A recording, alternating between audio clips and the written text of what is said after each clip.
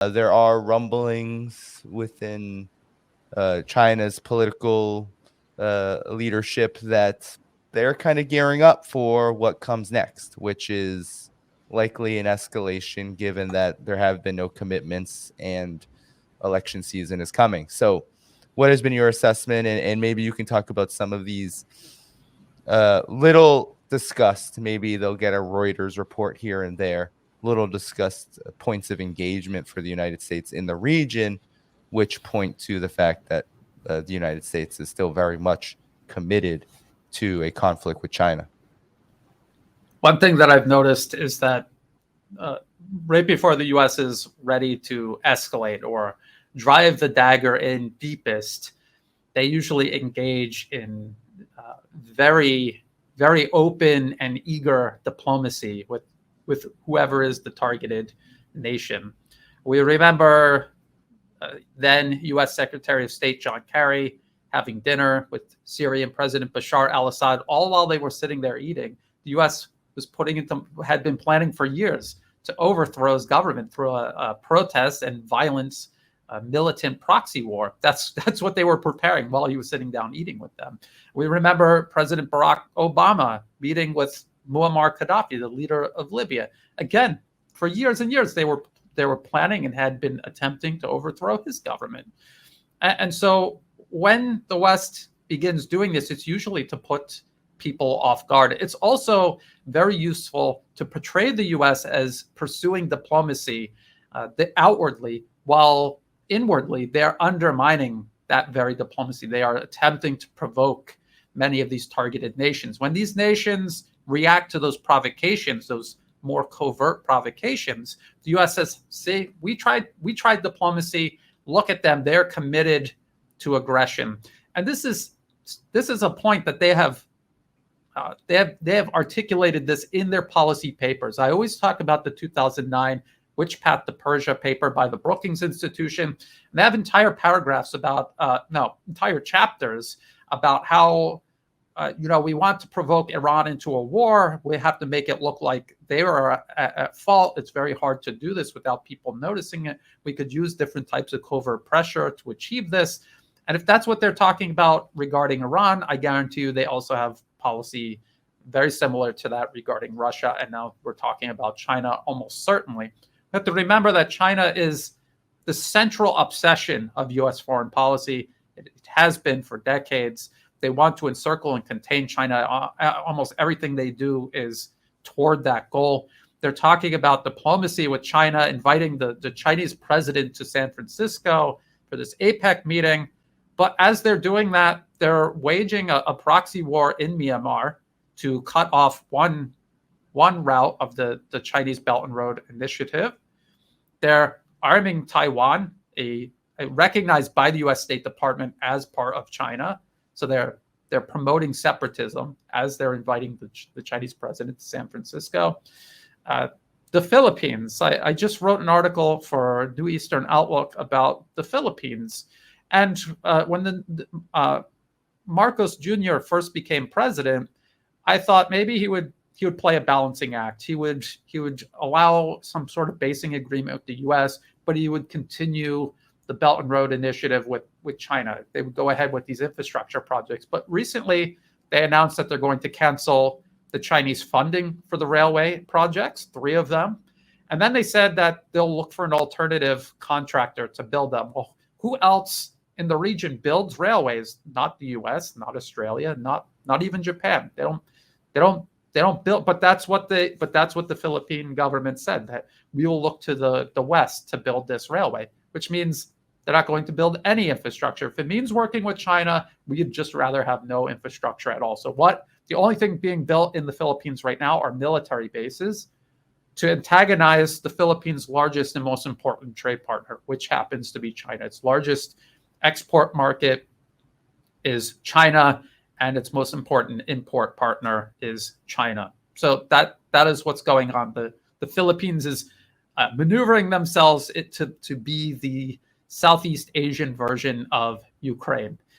And they're already suffering by playing this role. They will suffer more as tensions escalate.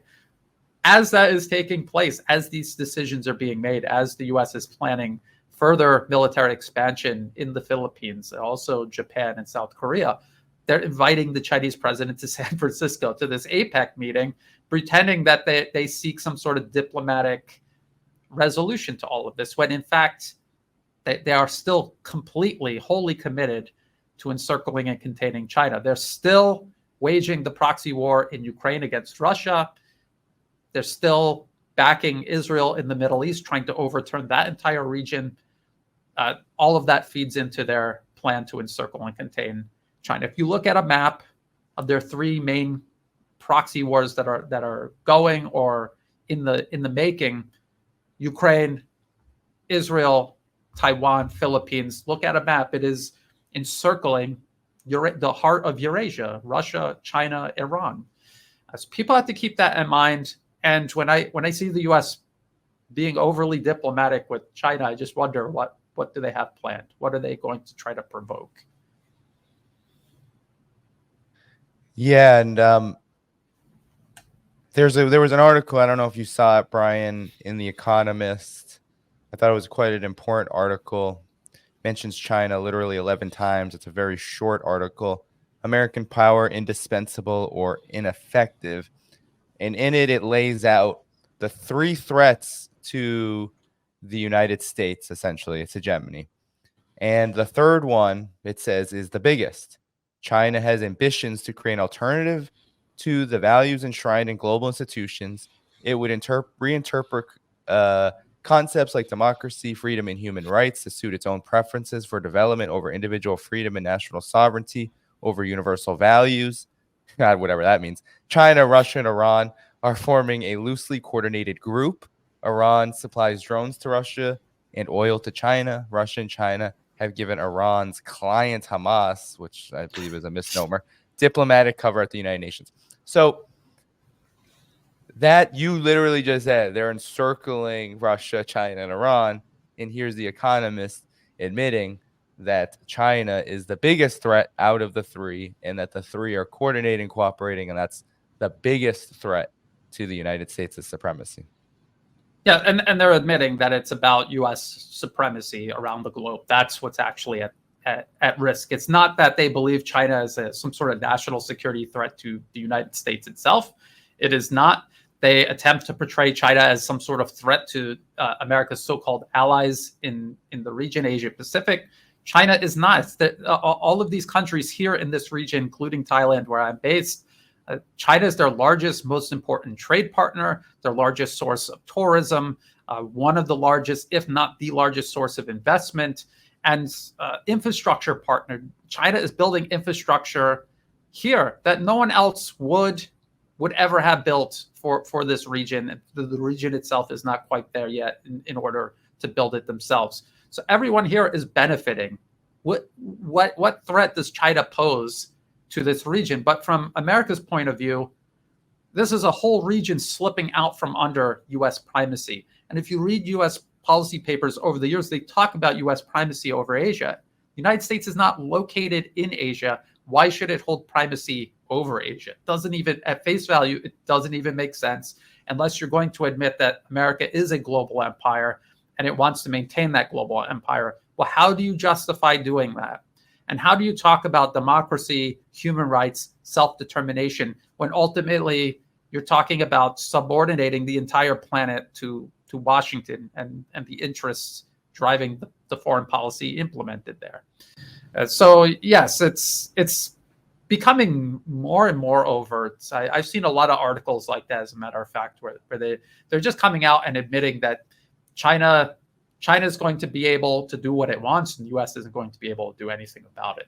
But isn't that how sovereignty works? You're allowed to do what you want, and no one can intervene and tell you otherwise, unless it's about something you're doing beyond your borders that is malicious and contrary to international law. But the U.S. cannot cite anything that China is doing that actually constitutes that sort of threat. So they invent, they fabricate, they exaggerate certain things that China is doing. And that is at the core of their foreign policy. So, and again, keep in mind, they're writing articles like this. These conversations are happening in Washington. and they want to pretend that they're extending an olive branch to China and inviting the Chinese president to San Francisco. To the United States, I mean, to the United States' credit, perhaps, unlike in past instances, Janet Yellen going to China when there's a literal travel warning for all U.S. citizens that the State Department puts out about how dangerous China is. Blinken going to China, then Joe Biden immediately calling Xi Jinping a dictator once he returns. There was also the instance of Gina Raimondo going to China, singing praises about how they're going to be able to, to build up commercial ties in areas where there are no sanctions, of course.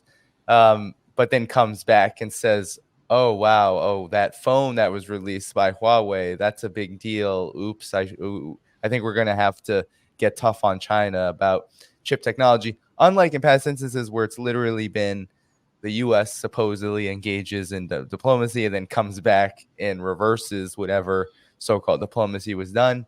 This time around, there wasn't anything of the sort because, of course, the United States is completely mired in the Israel-Gaza situation. But the media slipped in a little bit of a reminder, I think, to people. And here's the BBC. The U.S. is quietly arming Taiwan to the teeth. So what's interesting about this article, Brian, is that the BBC is reporting on something that's actually not breaking news. So I think we've talked about this. The United States has approved, of course, more funding, more arming of Taiwan. They're talking about a small sum, $80 million, in relation to a $14 billion war chest for Taiwan up until this point. But the big issue here is that it's done under the Foreign Military Finance Program, which is what the United States uses for Ukraine in order to bypass any kind of congressional restrictions and any pauses in the the movement of arms. So with that said, Brian, I mean, this is like almost just a little reminder. It was like breaking news, but actually not so breaking. It's just to remind us that the United States is still very much engaged in a proxy war against China on this issue specifically, but you already mentioned a couple more. Yeah, the United States refuses to recognize the reality that China is surpassing not just the U.S., but the collective West, the G7. And China is going to surpass the United States and then the G7. And the organizations that China is a part of, this movement toward multipolarism, by far eclipses the collective West, its power and its influence. And they cannot accept it because they have a supremacist mentality. These are people who for generations acted on the global stage with the idea that they are superior to all others.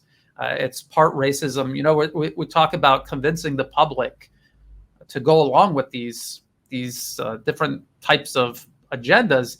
For China, it's a downhill battle because you know in the United States there's still a lot of inherent racism. China is a non-white nation that is going to surpass the United States. It's not hard to convince American people that this is bad and it needs to be prevented at all costs. Even when people stop and think about it, wait, China has 5 times our population. They have a bigger industrial base.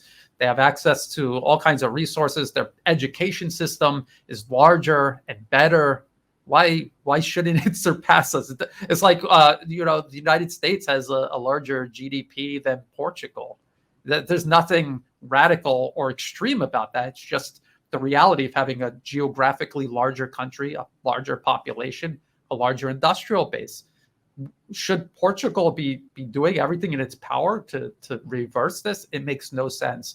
U.S. foreign policy regarding China and its attempt to contain China's rise is utterly irrational. It's immoral, it's indefensible, but also it's impractical because China is not going to be, the U.S. is not going to stop China. If they try to, it's going to trigger an extremely destructive conflict.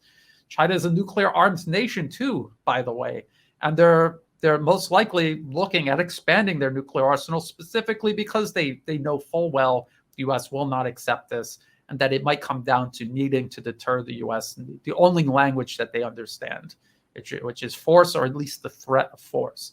So that is where we are. China is going to go along with this. I would imagine that they're going to go along, at least to a certain degree, this invitation to APEC. They want to try to explore all diplomatic possibilities. They don't want to burn bridges. Most of all, they don't want to burn bridges. They don't want to alienate the American people, because they understand that the problem is specifically in Washington, on Wall Street, in London, in Brussels. It's not the collective population of the West. And they can see a future where they could eventually work together with the collective West. But they understand the people right now making these decisions, these people cannot be trusted. They could not be relied on. And ultimately, I think they're fully aware that their actual agenda is still to encircle, control, divide, and destroy China. That is the dream scenario still in the minds of many in Washington. Right. And, China remembers full well the 2020 election between Biden and Trump. It was a competition between who could be toughest on China. I don't think China is naive to the fact that when 2024 comes around and you have a Biden administration that has literally lost in Ukraine and will have to somehow ignore the fact that it has allowed Israel to, who knows how many Palestinians will have been killed by that time. It will be no surprise to China that China suddenly comes back onto the political stage as the foremost targeted country in terms of propaganda war, political rumblings and hand-wringing, and also, real policy. Because, as you said, Brian, this is something that's happening regardless of wherever else the United States may be entangled. It is something that is being done in conjunction. And what's so interesting about this moment is that, for example, with the Israel-Palestine conflict, China is kind of in the lead on that in terms of the alternative. China is one of the few countries outside of the Arab and Muslim majority countries in the region, but really, in some ways, it does more than that because of its position. It stands for the UN resolutions that call for a Palestinian state, and was able to stand up to Israel when it got attacked by the Israeli envoy because they rejected a ceasefire, a proposal that was nothing of the sort. It was simply a rubber stamp on what Israel is doing, with perhaps a minor pause. So China also serves as this diplomatic alternative. You mentioned earlier too, with what China did with Iran and Saudi Arabia, and we can go on and on and on with the Belt and Road Initiative. And if China maintains a positive relationship with the United States and is able to do all of these diplomatic, economic, and political policies regarding cooperation, that I don't know if there's any bigger threat to the United States in its own mind, at least in the minds of those who who conduct foreign policy, the foreign policy establishment. There's no bigger threat to the foreign policy establishment than a country that can both engage in positive relations with a so-called adversary and at the same time maintain an independent political and, of course, economic posture. Absolutely. And people have to understand that if you have a supremacist mentality, you believe you are superior to these other groups of people. You are superior to the Chinese. The Chinese had been subordinated to the West. The British and the Americans had been on the road toward colonizing China and humiliated China over the course of an entire century. And then you see them building themselves up, reaching parity, and then preparing to surpass you. I mean, think about it from a couple of different perspectives. Just the fear of comeuppance the West paying for what it has done to China for generations now. Just that alone probably keeps them up at night. But then also, what if you have built everything predicated on supremacy, controlling the planet, monopolizing industry and markets, and now all of that is disappearing. It's being displaced by this alternative that China is helping create. What future do you have? You have no future. You will never accept a place among other nations because you believe you should be imposing yourself upon all other nations. And so it is a mentality, and it's deeply rooted. I don't think people understand it is institutionally rooted in the United States. The education side. I mean, I'm an American. I was born and raised in the United States. I went through the U.S. education system. I watched American television programming, U.S. media. This is the mindset that every American, this is what at least tries to take root. Thankfully, for a lot of Americans, it doesn't. But we're taught that we are the best, and we cannot accept this. And it's an existential threat, even though it isn't. It's an existential threat that we're not number one, even though it's not actually any sort of existential threat. So, it's so dangerous. And we don't know how far the current circles of power in the U.S., how far they're going to go with all of this. Look at what they've done to Ukraine. Look at how dangerously close to direct conflict with Russia they've brought us. Look at what they're doing in the Middle East right now. What would they do to prevent this non-white nation from surpassing the U.S.? What would they do? And I honestly don't know the answer to that question. China seems very serious about covering all of its bases and creating a significant enough deterrent and a significant enough ability to weather whatever the United States decides to do, it and its allies decide to do. Yeah, and it brought me back to Palestine. When I was in Vietnam, I thought to myself, wow, what if, Palestine is like this very particular situation which we thought was a thing of the past, right? Colonialism and an entire nation not having virtually any, not even nominal sovereignty, not even any recognition, in being oppressed in this way. Then you're in a place like Vietnam, and you're like, wow, look what people can do when they have liberated themselves from that. And China is almost at another level, because while Vietnam has a lot of achievements, it's still relatively poor, and it has a long way to go, because it's only had, I think, 3 decades. Less than 3 decades since it was out of sanctions. And if anybody knows the history of Vietnam and how much it was bombed, you'd understand why development is still very much a work in progress. But China's at this other level entirely.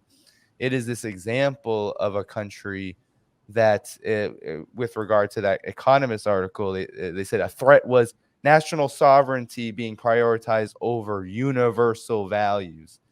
And that, to me, is a euphemism for universal values, a euphemism for rules-based international order, or whatever the United States wants. Which is a euphemism for American imperialism. Exactly. Whatever the United States wants, U.S. imperialism, its dominance, its rules, its values.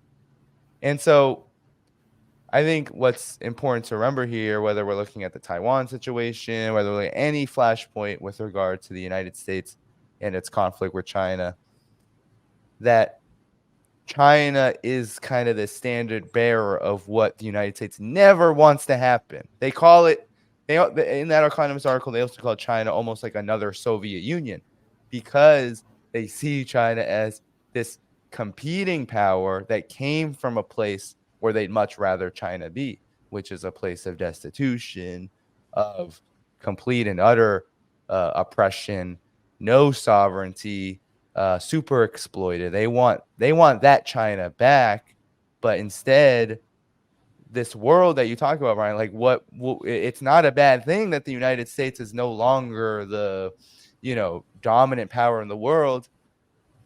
The problem is that when that happens, the world is actually a better place, because what the United States has done with its hegemony has actually been disastrous for much of the world, has actually led the world into a much darker place.